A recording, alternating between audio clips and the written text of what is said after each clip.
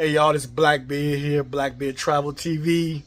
I'm here in the sticks, getting ready to show y'all how it's a process of canning something special here. We have a special guest today. She's going to show y'all what she does, and I'm going to let her take it from there.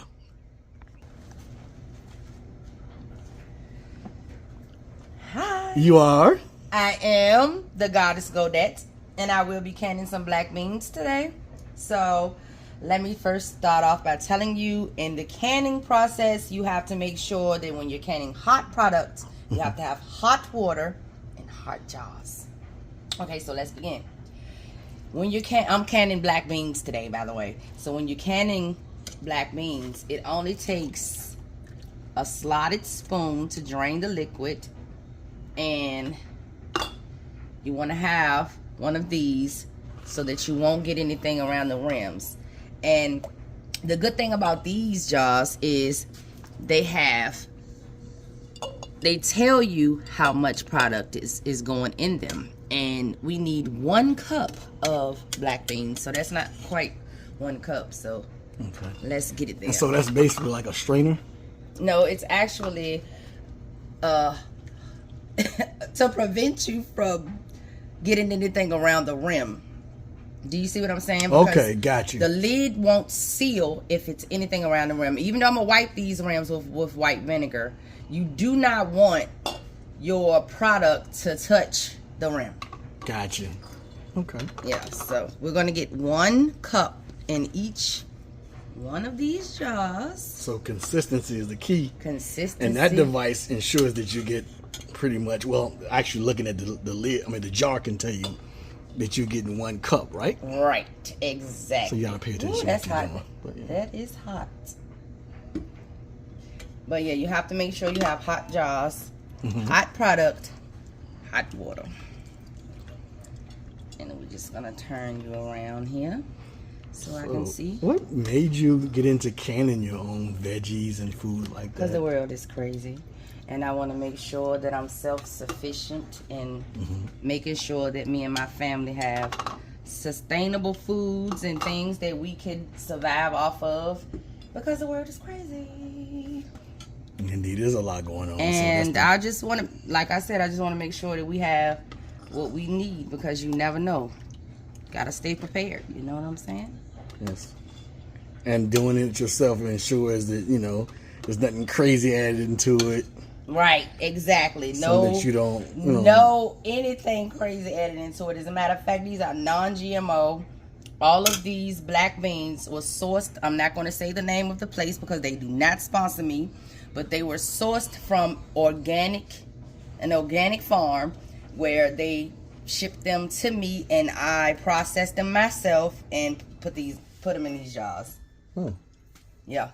So next up is the water. So you want to do the same thing with the little lid here. You want to put in 1 cup. I'm sorry. You want to leave 1 inch of head space, which is, let me show you what head space is. This is 1 inch of head space. The last little line right there is 1 inch of head space. So you're going to just fill it up with hot. Well, I boiled this water first. This is spring water. I use spring water in all of my canning when I have to use water in my products. Okay. And I just boil it. And then once it starts to boil, I hurry up and just turn it off. And can you tell the viewers why it's important to leave 1 inch of headspace? Because of the canning process, you don't want it to overboil or pop or possibly break or crack inside of the canner. And I'm going to show you guys the canner in a second. You don't want it to explode, so you want to make sure that you leave 1 inch of head space there. And I'm going to add just a little bit more. Yep, there we go. So you don't want it to explode, so you want to leave that 1 inch of head space, because in the canning process, it actually boils to a certain temperature at a certain degree. For my altitude, it is 15 pounds of pressure. So I have to can my foods at 15 pounds of pressure for these beans will process for 20 minutes, and I will can them at, like I said, 15 pounds of pressure. And I will show you guys that process when I get to it. And the jars, most people can just order the jars from a certain... You can order them on Amazon. You can pick them up in your local grocery stores if they're available. You can actually order them from Ball. Okay. That's most of my jars come from Ball, Ball, and they're not sponsoring me, so I shouldn't have said their names, but it's okay. Sort of like there's certain water I drink all the time, not sponsoring me yet. So I feel you on that. Yeah, don't be careful calling names, but it's okay. I like Ball products, and I'll say it, I'll scream it to the mountaintops. I have not had a false seal yet with any of my Ball canning lids or jars. Now, another company that I used before, I've had false seals, and I have had to use that product within 2 or 3 days because my seal failed. So if your seal lasts, this beans and these jars can last for years. We can get messy for a second. What's the other company name? If you don't like to. I'm not gonna call their names. I ain't gonna get that daggone messy. I ain't gonna get that messy. But you do recommend Ball, though. Okay, I recommend Ball. I do. You gotta be precise. How long did you soak your beans? Okay, so I soaked my beans overnight. Okay. So soak them for 24 hours, and then I rinsed them off several times, about 5 or 6 times. And then after I rinsed them off, I put the spring water in them, and then I boiled them for an hour, and then I shut off the fire. So I can't just take my beans out of the bag and dump them in and start boiling and cooking? No, you don't want to do that. You want to soak your beans, and you want to clean your beans. And you want to pick out the bad beans. You want to pick out the bad ones, the ones that's like cracked, or the ones that you know has came apart from the shell. Okay, so here I have kosher salt. I can most of my stuff with kosher salt. I'm going to use 1 teaspoon of salt to each jar. And I'm going to be careful because, like I said, you don't want to get no extra residue around your rim. So she's using the fancy device. I use my fancy device to put 1 tablespoon. About to lose my fancy device. Of 1 each? Yes. Of kosher salt. I use kosher salt. Please don't use iodized salt. It is not recommended to use iodized salt whenever you're canning. That is a no. Use the salt with the girl on the umbrella? No. You cannot use the girl. Do not, because it will make it rancid real quick inside of there, because iodized salt does not have the necessary nutrients in it, properties in it to make your canning process last as long as however you want it to. Okay, so now I'm going to take my paper towel, okay? And I'm going to, this right here is white distilled vinegar. I'm going to dip it inside of the vinegar, and I'm going to wipe my rims to assure, even though I use my fancy dancy device, you want to wipe your rims to make sure nothing is on them, not a little speck of salt granule stuck to it, no water, no nothing, because you want a complete seal. You want your stuff to seal completely. And then I'm going to take my fancy dancy debubbler, and I'm going to debubbler. This is called the debubbler.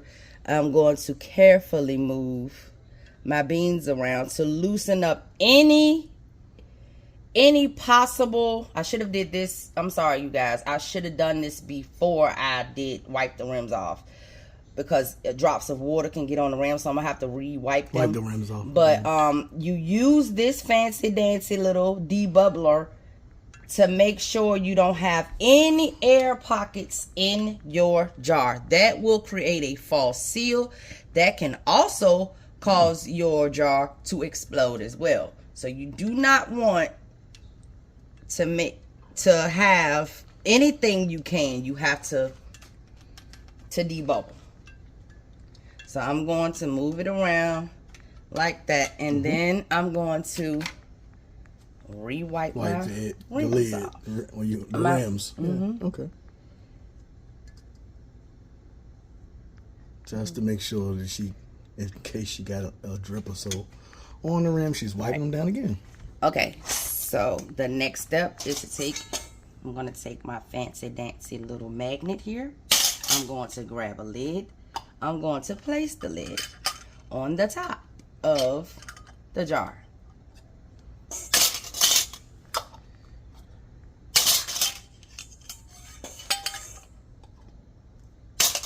All of my stuff I have sanitized. I've always, even though these jars are brand new, even if I reuse jars, I always make sure that I sanitize my jars with dish soap and a splash of bleach.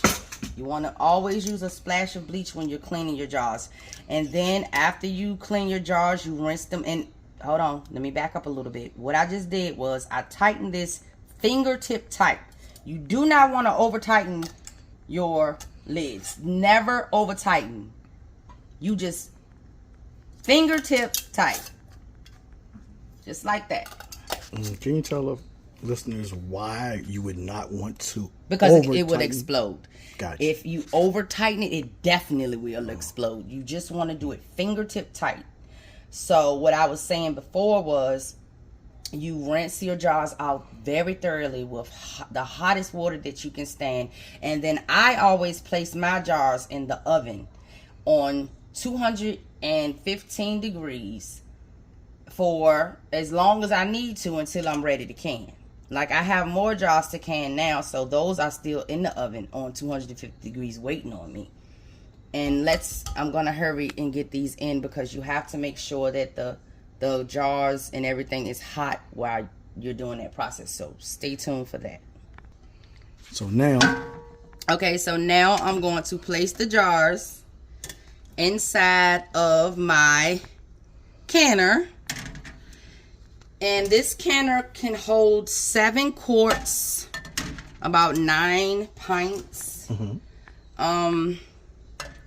It's really big, and it's very, very, very, I love this canner. I'm just going to put it out there, and I'm just going to tell you who I got this canner from.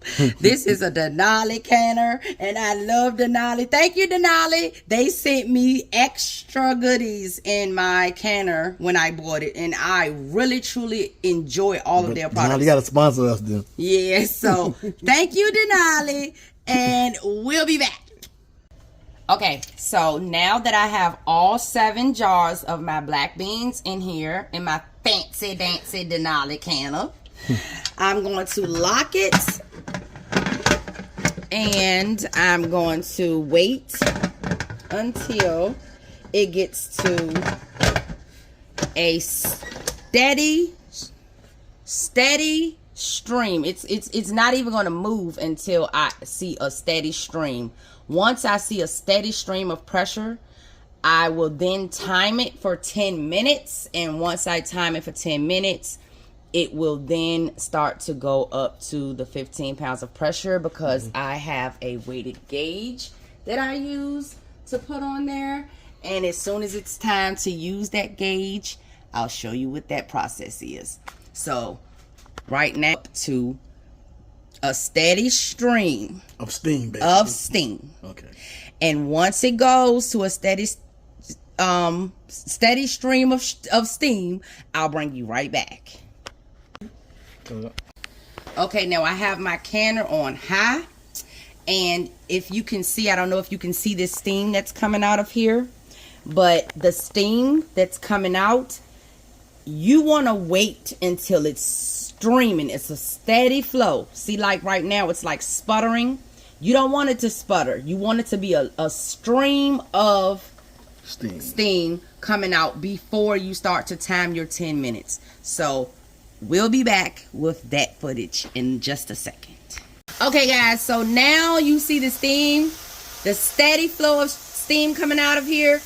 Now I'm going to time it for 10 minutes. This has to be steamed up for 10 minutes. Once the timer goes off for the 10 minutes, I will then put the weighted gauge on, and then it will slowly go up to 15 pounds of pressure, and I will bring you guys back to show you that process. Okay, so my timer has went off, guys, and it has been a steady flow of stream coming through here for 10 minutes. So now I'm going to add my weighted gauge, and I'm going to wait until it gets up to 15 pounds of pressure. Now, caution.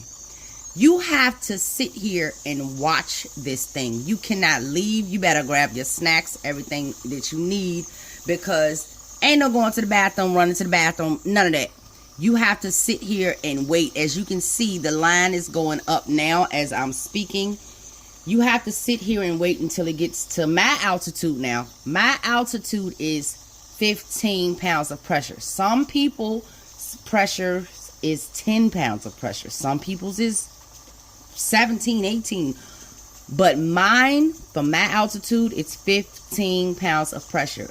Like I said, as you can see, the little line is going up, and it's going to go all the way up until it gets to 15 pounds of pressure. And once it gets to 15 pounds of pressure, once it gets a little before the 15, I'm going to slowly start to decrease my fire on my stove. My stove is gas stove, so it might be different for electric stoves. It's a trial and error with some people when they first start canning. I have been doing this for a while now, so you have to do a test on what your stove can allow and what your stove can't. So you don't want to put it to 15 pounds of pressure and then try to decrease your fire level, and you got an electric stove and it's still steady going up because it's not going down as fast. But I know, me personally, I know when it hits a certain point, before it gets to that 15 pounds of pressure, I know when to start decreasing my fire. Right now, I have my fire on high. And look like the needle is going up a little. Yes, it's going up. And like I said, once it gets to 15, once it gets a little before the 15, I'm going to slowly decrease my fire. And I'm going to hold that temperature at 15 pounds of pressure for 90 minutes. So that's why I said ain't no running to the bathroom, no none of that. Unless you got somebody in here watching it for you, please don't leave this thing, because you see that caution button? You see that, you see that caution sign? It can explode. So you do not want that to happen. You have to make sure you watch this thing. And it takes 90 minutes. I think I said 40 minutes earlier in the video, and I truly apologize. It takes 90 minutes to process these beans. So we will come back once I get to my 15 pounds of pressure. Then I will start my timer at 90 minutes. Okay, so now you see that I'm almost at my 15 pounds of pressure. I'm going to go ahead and start decreasing my fire, because I do not want to get above the 15. And like I said, I have my stove on high. So I want to literally hold my temperature at 15 pounds of pressure. And you can see Denali's name right here if you zoom in. So that's Denali. Okay. I love you, Denali. I love you. Sponsor us.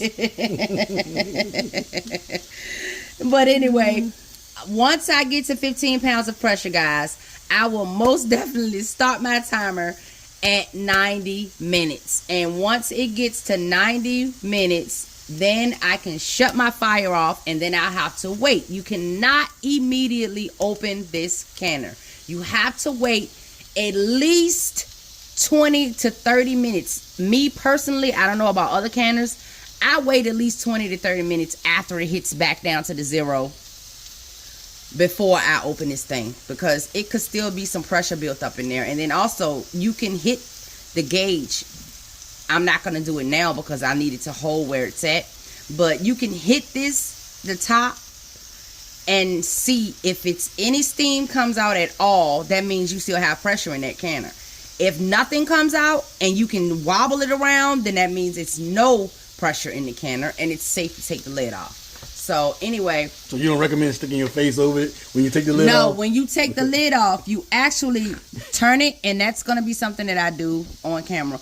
You turn it and you hold it, you flip it away from your face, because you don't want to mess your beautiful face up. You know what I'm saying? You don't want to scar your face. Definitely. So you turn it to loosen it, and then you flip it up away from your face and take the canner off. I mean the canner top off. You do not want to loosen this thing and lift it up straight. You do not want to do that, because even though you don't see no steam coming out of here, steam is still going to escape. I don't give a damn. It's still going to be hot in there. So you do not want to have that steam coming into your face. So my recommendations, and everybody's recommendations that should tell you, you lift this thing off away from your face. You flip it towards the wall, and then you set it to the side. So right now, that sounds like the careful and responsible way to do that. Exactly. So right now, I'm literally a notch away from my 15 pounds of pressure, and I'm going to hold it there. Like I said, I've been doing this for a while, so I know exactly what to set my stove at and how to keep it holding at that 15 pounds of pressure. Sometimes it will go up and I'll have to decrease it a little bit, but that's okay. As long as you hold it at the 15 pounds of pressure, you'll be okay. Now, side notes, if your canner goes below your altitude, either 10 pounds of pressure or 15 pounds of pressure, whatever your altitude is for you to can, if it goes below the 15 pounds of pressure for me, I will have to start this whole process all over again. Nobody wants to do that. So like I said, you have to make sure that it holds at 15 pounds exactly for me of pressure. Once it gets to this 15 pounds, I'm going to time it for 90 minutes and I'm going to hold it there. It can go up now. It can get to 16, maybe possibly 16 and a half, but that's okay because I can just decrease my fire. However, you do not want to drop below that 15. Do not drop below that 15, because like I said, if you do, you will have to start this whole process over again, and that's not good. That would be a shame, wouldn't it? Yeah, it really would. So we're going to hold this thing at 15 pounds of pressure, and we're going to come back with the results. Okay, guys, so now we have came down to 0, and it's been about 30 minutes. 0. It's been about 30 minutes, so I'm going to just release my top. I'm going to take it off and pull it away from my face, because as you can see, there is still steam coming off of there, like I said. And we're going to take these jars out, and once the jars start to seal, they will pop. That's the part I'm waiting for. The pop. I don't know why I'm anticipating that. They will pop. And once you take them out, you do not want to touch them for 24 hours. 24 hours? Yeah. For one whole day. You just hit me with your You don't want to touch them at all. So you pretty much let them set and don't bother them for 24. Yeah. Wow, that seems like a long time. It does, but it's okay. It's well worth the process. So, we're going to get all of the jars out, and we'll be right back. It'll start sealing in a second. Yeah. So They all will pop once they start to seal. And you do not touch these jars now. As you can see, it's still bubbling in there. Yeah, still bubbling. yeah, It's very hot. If it's bubbling, it's hot enough to burn your hand. Yeah, so you always want to take your jars out with one of these jar lifters. This is a jar lifter with jaws. And set them in a place where they can cool down and sit still, where they will not be bothered for 24 hours on top of a cloth or whatever you want to put down. You can put them on a cutting board or something, but make sure that they're on something because you don't want them to touch the surface of anything. And they will pop to let you know once they are sealed. And it's a beautiful sound, I shall say so myself. That's one of them. One being Probably. Are they playing with each other? It probably is. Okay. But yeah, I still see the dimple in them, so I know they haven't sealed yet. I see all the dimples. Nobody has sealed yet, but they will. Gotcha. And once they get to popping, I just said I heard that. one. I think it came from well, it's It is this one. Oh, it's that one. Okay. Yeah, I heard one said pop. Oh, There go another there one. go another one. Isn't there something right behind each other? That's how you know, guys, that you have a beautiful seal. Oh, there go another one. A third one, I think. Yeah. Yep. You have a beautiful seal. It's a beautiful sound. And you know, oh, there goes the fourth one. 23 more needed. And that's something. At least we know that they actually, it's like that's an indicator of a seal. Each one of them. Exactly. It's an indicator of That's a seal. success popping right Yes, before you. exactly. Right before your eyes. And we have 7 jars, guys. Awesome. And we just heard 4 pops. So we got 3 pops left. And it's going to be amazing. I can't wait. Yeah, still bubbling in the back. And once the 24 hours is up, we will be back to let you know how and what I do to these jars after they have settled down. All right. Stay tuned. Thanks you guys for watching this episode. I appreciate each and every last subscriber. If you guys can do me a favor, hit that notification bell so you won't miss out on anything we have coming next. It's episode 2 of the canning process. We'll be back at you guys. I thank you all for watching. Appreciate you.